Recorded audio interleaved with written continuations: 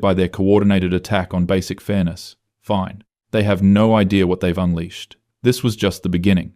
Be me Abigail, 42, single mother raising my son Terry the right way. Terry just turned 18 last month, and I've been so proud of the young man I've shaped him into. Unlike other mothers who let their sons become part of the problem, I've made sure Terry understands how the world really works. Been taking him to therapy since he was 14, because I know how toxic masculinity can poison young minds. Dr. Sarah is amazing, really gets how society conditions boys to suppress their emotions and become oppressors. Terry's appointment is today at 3 p.m, like every Wednesday for the past 4 years. I'm in the kitchen making him a quinoa bowl because I refuse to let processed capitalist food poison his body. Hear his footsteps coming down the stairs, probably getting ready to leave soon. He walks into the kitchen looking tense, which immediately concerns me. The patriarchal structures in his school have probably been weighing on him again. Terry, sweetie, your appointment is in an hour. Did you want to talk about anything beforehand? He stops and just stares at me for a moment. There's something different in his expression today. Almost angry. Actually, Mom, I'm not going to therapy anymore. I nearly dropped the quinoa bowl. What did he just say? What do you mean you're not going? Terry, we've discussed this. Mental health is crucial, especially for young men who, I'm 18 now. I can make my own decisions about this stuff. His voice has this edge to it that I've never heard before. Clearly something has happened at school or with his friend group. Those toxic male influences are finally starting to show. Honey, I understand you feel grown up now, but therapy isn't something you just stop because you feel like it. Dr. Sarah has been helping you process. Process what exactly? Process how everything wrong in my life is because of some invisible system? He's raising his voice now, and I can see the anger building. This is exactly what Dr. Sarah and I have been trying to prevent. The masculine rage that society teaches boys is acceptable. Terry, please lower your voice. Let's sit down and talk about this rationally. No, I'm done talking rationally about irrational things. My heart is starting to race because I can see he's been influenced by something. Probably those online spaces where young men get radicalized. What's brought this on? Has someone been telling you that therapy is weak? Because that's exactly the kind of toxic messaging. Everything is toxic messaging to you. Everything is the patriarchy or society or some system designed to oppress people. He's actually yelling now, and I've never seen him like this.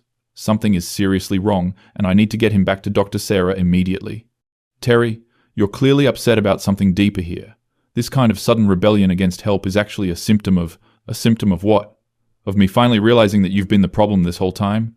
The words hit me like a physical blow. Did my own son just say I was the problem? After everything I've sacrificed to raise him with consciousness and awareness, excuse me? After everything I've done to protect you from becoming another toxic male? Protect me? You've been suffocating me. Every problem I've ever had, you blame on society, instead of actually helping me deal with it. I can feel my own anger rising now because this is so unfair. I've dedicated my entire life to making sure he doesn't become part of the oppression machine. I have helped you deal with it. I've given you every tool to understand how these systems work. What systems, Mum? The system where I can't make friends because you've convinced me that every social interaction is about power dynamics? He's pacing now, and his face is red with anger. The system where I can't date anyone because you've taught me that attraction is just internalized misogyny? This is getting out of hand, and I need to regain control of this conversation. Terry, you're obviously going through something right now, and lashing out at the person who's tried to educate you is exactly how patriarchal conditioning works. There it is again. It's never just me having feelings or opinions. It's always patriarchal conditioning. He slams his hand on the counter and I actually jump. I've never seen him this aggressive, and it's honestly frightening. You want to know what my biggest problem is?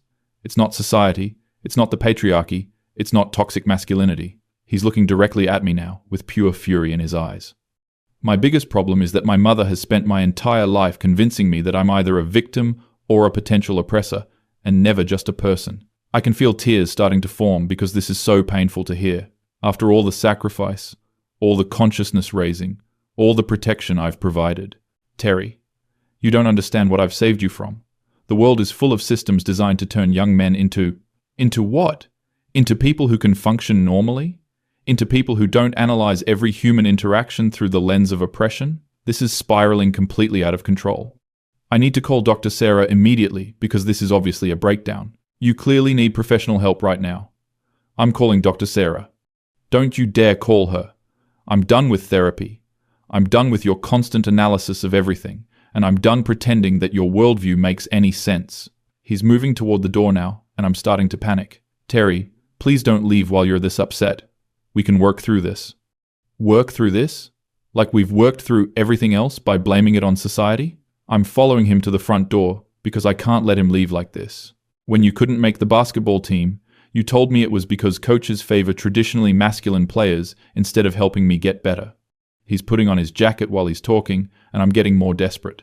When Sarah Martinez wouldn't date me, you said it was because she'd been conditioned to prefer toxic masculinity instead of acknowledging that maybe she just wasn't interested. These examples are completely missing the point and show how much deprogramming he needs. Terry, those are real systemic issues that affect young men. I was trying to help you see the bigger picture. The bigger picture? The bigger picture is that I'm 18 years old and I can't handle basic life challenges because you've taught me that everything is someone else's fault. He opens the front door and I'm starting to lose it completely. This cannot be happening after everything I've invested in raising him correctly. Where are you going? You can't just run away from difficult conversations. I'm going to Dad's house. My ex-husband Gerald, who has been completely useless in Terry's development. Gerald, who represents everything wrong with traditional masculinity. Your father doesn't understand these issues the way I do. He'll just reinforce all the harmful patterns. Maybe harmful patterns are better than no patterns at all. Terry turns around, and his face is full of pain and anger. At least Dad lets me fail without explaining how my failure is society's fault. I can feel my chest getting tight, and my breathing becoming shallow. This is exactly the kind of moment Dr. Sarah warned me about, when the patriarchal programming tries to reassert itself. Terry, please come back inside. You're hurting right now, and making decisions based on pain. I'm making decisions based on finally understanding that you've been the source of my pain. He takes a step back toward me, and I think maybe he's reconsidering, but his expression just gets angrier. You want to know what I figured out? You don't actually care about helping me. You care about being right about your theories. That accusation is so unfair I can barely process it. Everything I've done has been about helping him navigate a difficult world. That's not true. Every choice I've made has been about protecting you and educating you. Protecting me from what? From learning how to solve my own problems? From taking responsibility for my own life? I can feel my voice getting higher as the stress builds. From becoming another man who contributes to the oppression of others. There it is. You'd rather have a son who can't function than a son who might not share your exact worldview. This conversation has become completely irrational. He's clearly been influenced by something or someone. Who have you been talking to? Because this sudden change doesn't happen in a vacuum. I've been talking to reality, Mom. I've been talking to the part of my brain that you've been trying to suppress for 4 years. He starts walking down the driveway, and I'm following him. Terry, please don't do this. Don't throw away all the progress we've made. What progress? Progress toward what? He stops and turns around one more time. Being unable to talk to girls without wondering if I'm perpetuating harm? Being afraid to compete at anything because competition is supposedly toxic? Being paralyzed by the thought that every emotion I have is either patriarchal conditioning or internalized oppression? These are the exact conversations we need to be having in therapy. This is why stopping now is so dangerous. These are complex issues that require professional guidance to work through properly. No, they're simple issues that you've made complex by filtering everything through your ideology. I can feel my control of this situation slipping away completely. My heart is racing, and I'm starting to feel dizzy. Terry, you're my son, and I love you, which is why I can't let you make this mistake. The mistake isn't stopping therapy. The mistake was starting it in the first place. He gets to his car, and I realize I might actually lose him if I don't fix this right now. You can't just leave. We need to process this properly. There's that word again. Process. Everything has to be processed instead of just lived. He opens his car door, and I'm starting to feel genuine panic. This is my worst nightmare coming true. Terry, if you leave now, you're proving that you can't handle difficult emotions without running away. And if I stay, I'm proving that I can't make decisions without your approval. The panic is turning into something bigger now. I can feel my chest getting tight and my vision starting to blur. You don't understand what you're doing. You don't understand how the world really works. I understand exactly what I'm doing. I'm choosing to live my life instead of analyzing it to death. He gets in the car and starts the engine. I'm standing in my driveway watching my son drive away. All the work, all the sacrifice, all the consciousness raising, destroyed by whatever toxic influence has gotten to him. I stumble back into the house and my legs feel weak. My hands are shaking as I reach for my phone to call Dr. Sarah. This is an emergency and she needs to know what's happened. The phone rings twice before she picks up. Dr. Sarah? It's Abigail. We have a serious problem. What's going on, Abigail? Terry just had a complete breakdown. He says he's quitting therapy and he's blaming me for everything. I can hear my voice getting higher and more frantic. He's been completely turned against everything we've worked for. Someone has gotten to him. Slow down, Abigail. Tell me exactly what happened. He said I'm the problem, not society. He said I've been suffocating him, he said. I can't even repeat some of the things he said. They were so hurtful and showed how completely he's been manipulated. He said he'd rather fail on his own than succeed with my help. I see. And how are you feeling right now? How am I feeling? I'm devastated. 4 years of work just destroyed by whatever toxic messaging he's been exposed to. I'm pacing around my living room now, and I can feel my heart pounding. Dr. Sarah, you have to help me fix this. You have to call him. Abigail, Terry is 18 now. I can't call him without his consent. This answer is completely unacceptable. She doesn't understand the urgency of this situation. But this is exactly the kind of crisis we've been trying to prevent. This is the patriarchal backlash we talked about. I understand you're upset, but we need to respect Terry's autonomy here. His autonomy? His autonomy is being compromised by toxic influences. I can feel my breathing getting faster and my voice getting louder. Dr. Sarah, you don't understand. He's going to his father's house. Gerald will undo everything we've accomplished. Abigail, I think we should schedule a session for just you to process these feelings. I don't need to process anything. I need Terry back in therapy before it's too late. The frustration is overwhelming now. Nobody seems to understand how serious this is. This isn't about my feelings. This is about saving my son from becoming another toxic male. I hear that you're very concerned, but right now, Terry has made a decision about his own mental health care. I hang up the phone because this conversation isn't going anywhere productive. Dr. Sarah is clearly not grasping the severity of the situation. I need to think about this strategically. Terry is angry right now, but anger is just pain underneath. He's been hurt by something, or someone, and he's taking that pain out on the person who's tried to protect him his whole life. I call Gerald, even though talking to him always makes me feel worse. He answers on the third ring, with that annoyingly calm voice. Hey Abigail, what's up? Terry is on his way to your house, and he's having some kind of breakdown. What kind of breakdown? I can tell Gerald is going to minimize this like he always does. He quit therapy, and he's blaming me for all of his problems instead of understanding how systemic oppression works. Okay, slow down. What actually happened? What actually happened is that 18 years of conscious parenting are being destroyed because he can't handle the complexity of real social justice work. There's a pause on the other end. Abigail, maybe Terry just wants to make his own choices about therapy. His choices are being influenced by toxic messaging. This isn't a real choice. It's a reaction to patriarchal conditioning. Or maybe he's just 18 and wants some independence. Gerald's inability to see the deeper issues is exactly why Terry needed therapy in the first place. Independence? Independence to become another unconscious male who contributes to oppression? Jesus, Abigail. Do you hear yourself right now? I can feel my anger building because Gerald has never understood what's at stake. Do I hear myself advocating for my son's consciousness and well-being? Yes, I hear myself perfectly. You hear yourself turning everything into a political battle instead of just being a mom. That accusation hits me like a slap. After everything I've sacrificed to be the right kind of mother, I am being a mom. I'm being the kind of mom who doesn't just let her son drift into toxic patterns. Terry isn't drifting into toxic patterns. He's trying to become his own person. I can feel tears starting again because nobody understands. His own person? His personhood is being shaped by systems he doesn't even recognize. Abigail, I think you need to step back and let Terry figure some things out for himself. Step back? While he's being influenced by harmful messaging? My voice is getting louder again, and I know I sound frantic. But this is my son's future we're talking about. I'm not stepping back while everything I've worked for gets destroyed. Everything you've worked for? What about what Terry wants? Terry doesn't know what he wants. He's 18, and he's been compromised by toxic influences. Gerald sighs, and I can tell he's about to say something condescending. Abigail, maybe the toxic influence Terry is trying to get away from is you. The words hit me so hard, I actually gasp. My own ex-husband just echoed the same hurtful thing Terry said. How dare you say that to me? After everything I've sacrificed.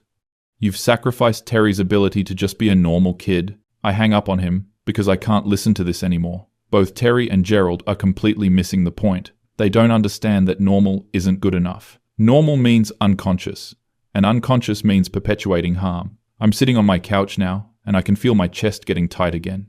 My hands are shaking, and I'm having trouble catching my breath. This is all happening too fast. 18 years of careful, conscious parenting. 18 years of protecting Terry from toxic influences. 18 years of sacrifice and education and awareness building. destroyed in one afternoon. I need to think about what could have caused this sudden change. Terry was fine last week at therapy. Dr. Sarah said he was making progress on understanding internalized masculine norms. Something specific must have happened. Maybe something at school. Or maybe he's been secretly consuming toxic content online. Those spaces are specifically designed to turn young men against feminist consciousness. They use emotional manipulation to make boys feel like victims. That would explain the sudden anger and the rejection of help. I need to call Dr. Sarah back and explain this theory. She needs to understand that this isn't just teenage rebellion. This is deliberate programming designed to create backlash. I dial her number again, but it goes to voicemail, probably dealing with other patients who don't understand the urgency of patriarchal influence. Dr. Sarah, it's Abigail again. I think Terry has been exposed to anti-feminist content online. The sudden nature of this change suggests deliberate influence. Please call me back as soon as possible. I hang up and try to think of other resources. Maybe I can reach out to some of the other conscious mothers in my community, women who understand what it's like to raise sons in a toxic culture. I text Rebecca, who has 2 boys and has been dealing with similar challenges. Emergency situation with Terry. He's rejecting therapy and blaming me instead of recognizing systemic issues. Any advice? She responds within minutes. Oh honey, I'm so sorry.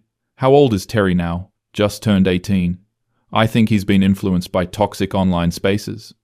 That's such a difficult age. They think they know everything. At least Rebecca understands the situation. Unlike Gerald, who thinks this is just normal teenage behavior, I'm terrified he's going to become another unconscious male who perpetuates harm. You've done everything you could, Abigail. Sometimes they have to learn the hard way. But learning the hard way means causing harm to others. It means becoming part of the problem instead of part of the solution. I can't just let him drift into toxicity without fighting for his consciousness. I know, but he's 18 now. Legally, you can't force therapy. The legal reality doesn't change the moral reality. I have a responsibility to protect not just my son, but everyone he might harm. Rebecca, what if your son was about to join a hate group? Would you just step back because he was 18? That's different, Abigail. Is it? Unconscious masculinity causes just as much harm as conscious hatred. There's a long pause before she responds. Maybe you should talk to someone yourself about dealing with this transition. Everyone keeps suggesting that I need help instead of recognizing that Terry needs intervention. I don't need help processing. I need help saving my son from toxic influences.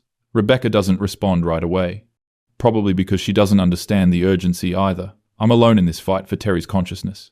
I decide to drive to Gerald's house. I need to see Terry face to face and remind him of everything we've worked for. Maybe away from whatever online influences have gotten to him, he'll be able to think clearly. I grab my keys and head out to the car. My hands are still shaking, but I need to act.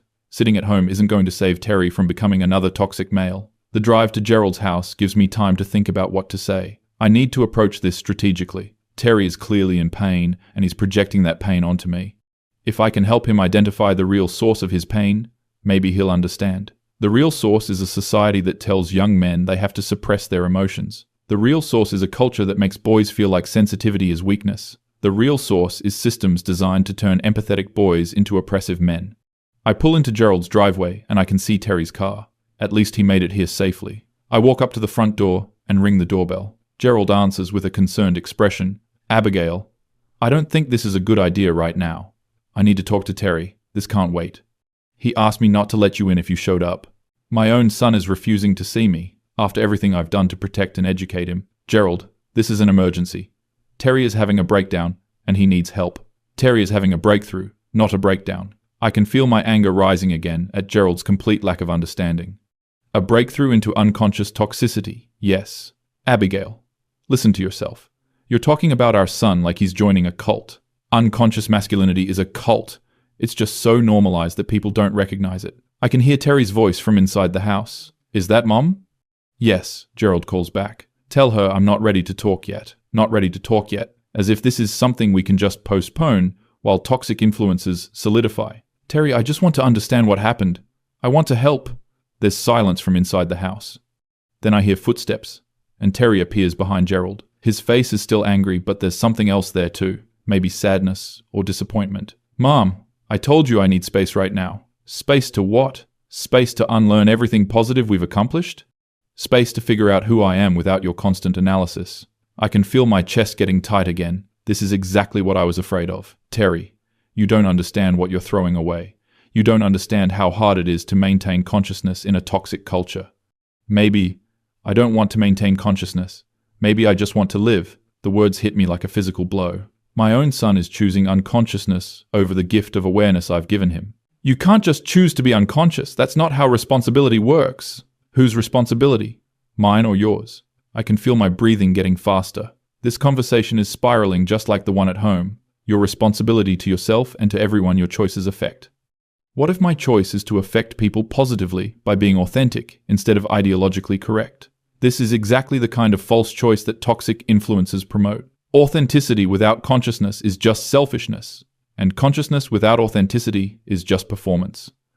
Terry steps forward and I can see how angry he still is. Mum, do you want to know what my authentic feeling is right now? I nod because I need to understand what's really happening in his mind. My authentic feeling is that you've spent my entire life making me afraid to be myself. The accusation is so unfair I can barely process it.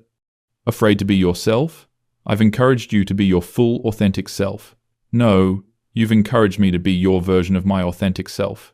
He's looking directly at me now. There's a difference between being authentic and being ideologically pure. I can feel tears starting again because this is so painful. Terry, ideology isn't separate from authenticity. Your beliefs shape who you are, but you chose my beliefs for me. You never let me figure out what I actually think about anything. This is completely backwards. I gave him the tools to think critically about everything. I gave you critical thinking skills. I gave you awareness. You gave me your conclusions and told me they were my thoughts. Gerald is standing there watching this conversation, probably feeling vindicated in his unconscious approach to parenting. That's not true, Terry. We've had countless conversations about these issues. No, you've had countless monologues about these issues while I nodded along. I can feel my control of this situation slipping away completely.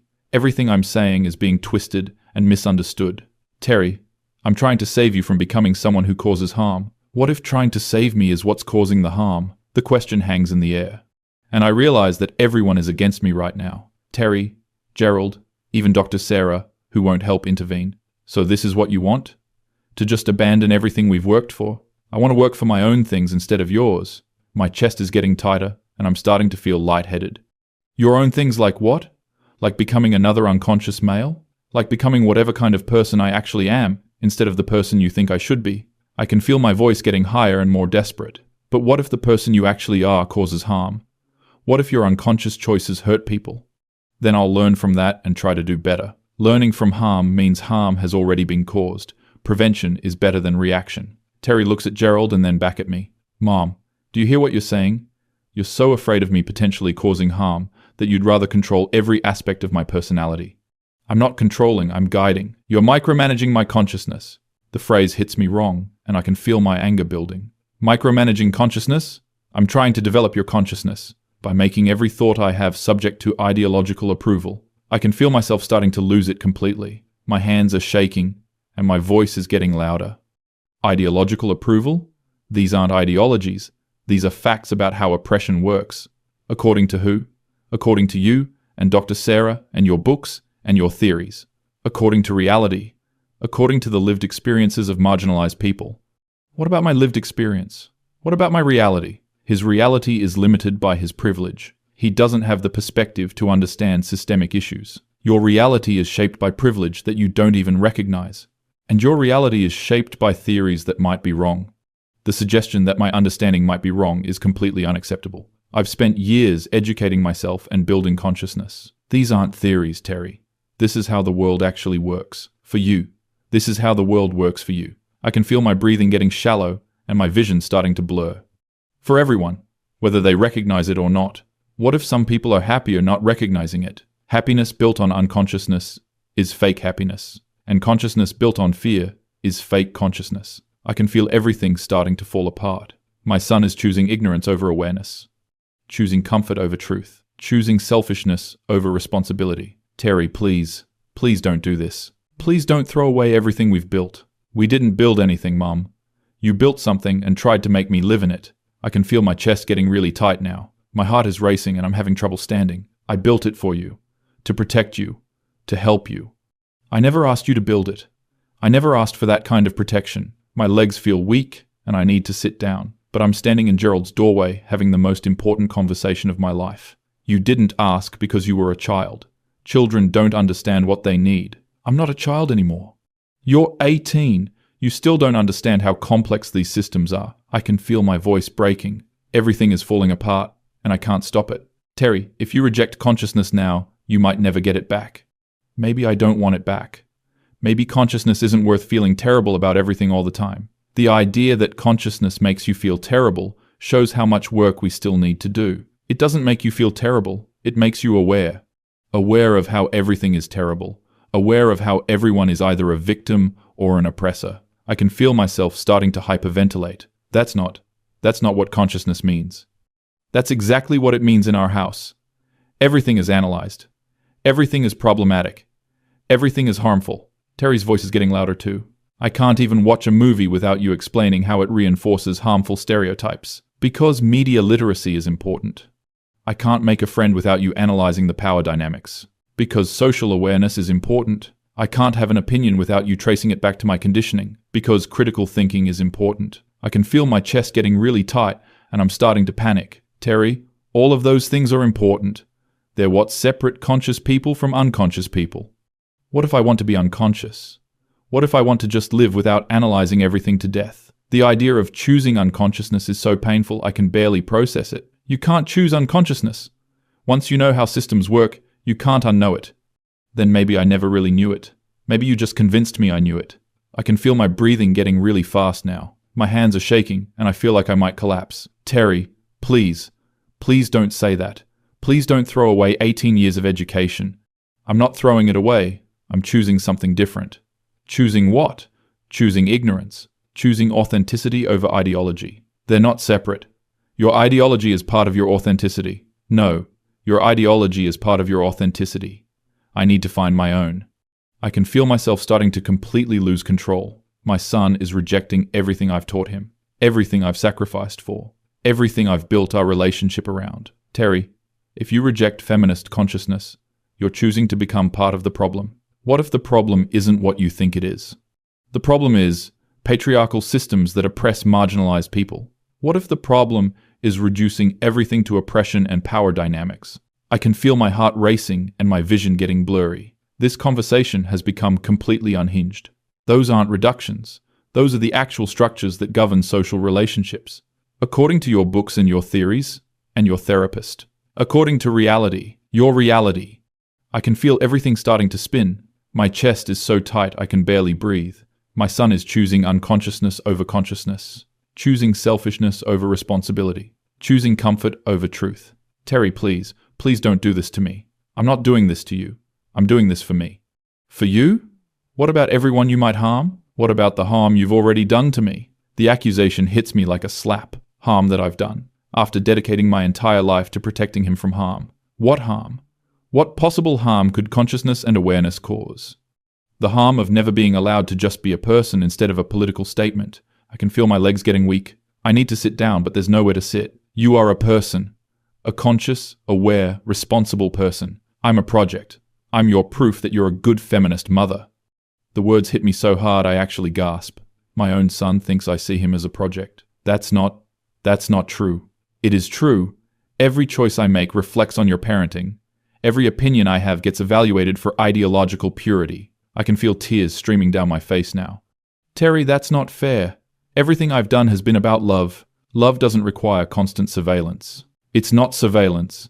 It's guidance. It's control disguised as care. I can feel my breathing getting really shallow. My heart is pounding and I feel like I might faint. Terry, please. I can't lose you. You're not losing me. You're just losing control of me. I never wanted control. I wanted consciousness. You wanted me to have your consciousness, not my own. I can feel everything collapsing. 18 years of work. 18 years of sacrifice. 18 years of love and protection and education. Reduced to control and surveillance and manipulation. I gave you everything. I gave you awareness and critical thinking, and you gave me fear. Fear of being wrong. Fear of being harmful.